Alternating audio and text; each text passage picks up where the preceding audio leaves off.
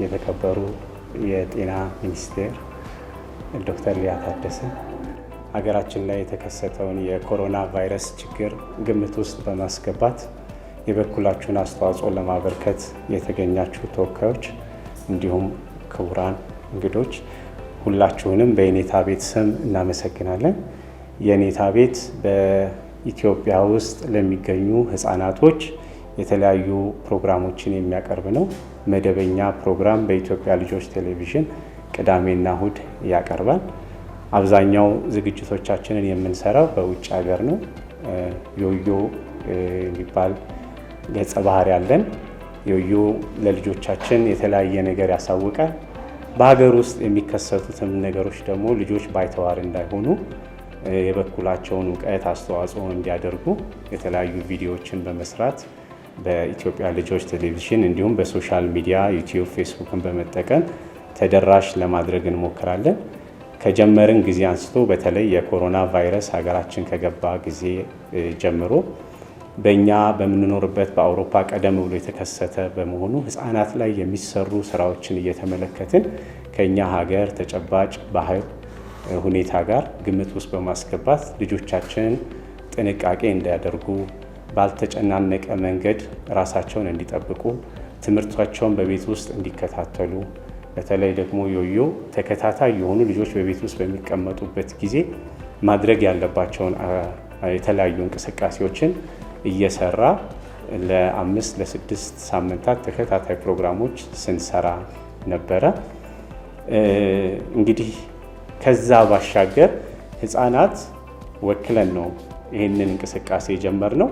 የጤና ባለሙያዎችን የማመስገን የተለያዩ መልእክቶች የማስተላለፍ ቪዲዮዎች ሰርተናል። ግን ከማመስገኑ ባሻገር ምን ማድረግ እንችላለን ብለን ስንንቀሳቀስ በቤልጅየም ውስጥ የሚገኝ ዋና ካምፓኒው ፖርቶን፣ በቻይና የሚገኝ ፖርቶን የሚባል ካምፓኒ በቤልጅየም ውስጥ ላሉ የጤና ባለሙያዎች ያስመጣው ወደ 100,000 የሚጠጋ የጭምብል ነበርና በዛ አገር ውስጥ በቂ አቅርቦት እየነበረ ስለነበር ያው እንደምታስታውሱት በሁሉም ሀገር እጥረቱ ተከስቶ ነበርና እባካችሁ በኢትዮጵያ ውስጥ እንደዚህ እየተከሰተ ስለሆነ የጤና ባለሙያዎችም በዚህ መንገድ እየተጎዱ ነው የሚል የተለያዩ ያገኘናቸውን መረጃዎች አቅርበን በልጆቹ ስም በኢትዮጵያ ልጆች ስም ለማበርከት እንፈልጋለን። ልጆቹም ደግሞ የዚህ ተሳታፊ እንዲሆኑ እንፈልጋለን ብለን ግምቱ ወደ $187,000 የሚጠጋ ወደ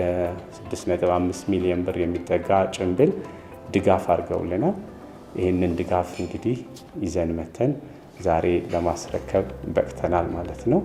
በዚህ አጋጣሚ አንዳንድ መረጃዎችን ያቀበሉንን አቶ ተስፋዬ ሽጥላን ማመስገን እፈልጋለሁኝ።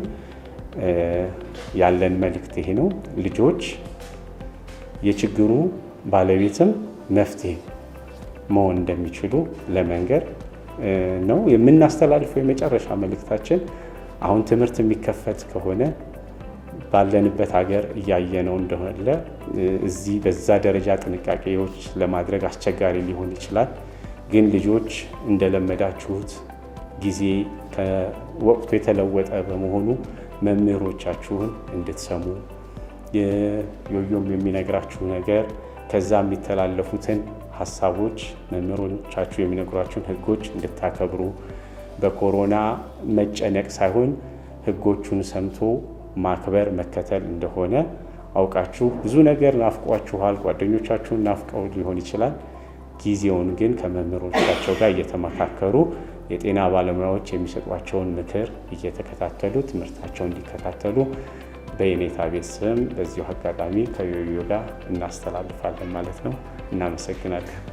በየኔታ ቤት ተወክለው የመጡት የኔታ ቤት እና እንዲሁም የፖርተን ፋርማ ሶሉሽንስ በጋራ ያደረጉልን እንደዚሁ የኤን95 እና የሰርጂካል ማስኮች ድጋፍ ነው። ይሄ እንግዲህ ለአጠቃላይ ለምንሰራው የመከላከል ስራዎች አሁንም በተለይ በጤና ተቋማት ላይ ለሚሰራው ስራ ትልቅ ግብአትና ብዙ ጠቀሜታ የሚኖረው ነው። ከዚህም ባለፈ እንግዲህ ቅድም ሲገልጹት እንደነበረው በተለይ ልጆችን በዚህ በኮቪድ ወረርሽኝ ወቅት በደንብ እውቀት እንዲኖራቸው ራሳቸውን ለመከላከልም በሚቆዩ ቤት ውስጥ በቆዩበት ሰዓትም እውቀት እንዲኖራቸውና የተሻለ ጊዜ እንዲያሳልፉ ለማድረግም በርካታ ስራ እየሰሩ የሚገኙ ተቋም ናቸው። ስለዚህ በወረርሽኝ መከላከልና መቆጣጠር ስራው ከዚህ ድጋፍ በላይም ያው እየሰሩ መሆኑ በግልጽ አሳውቀውናል። ያው የምናያቸውም ነው በየጊዜው። ስለዚህ ለዚህ ድጋፋችሁና በተለይ ደግሞ ልጆች ላይ እንግዲህ መስራት እንደ ሀገርም በጣም መሰረታዊ የሆነ ለቀጣይ ለሚኖረን የተሻለ ነጋችንም ቁልፍ ስለሆነ ለዚህ ስራችሁም በዚሁ አጋጣሚ ለማመስገን ወዳለሁ። ስላደረጋችሁትም ድጋፍ በጤና ሚኒስቴር በራሴም ስም ከፍ ያለ ምስጋናዬን ለማቅረብ ወዳለሁ።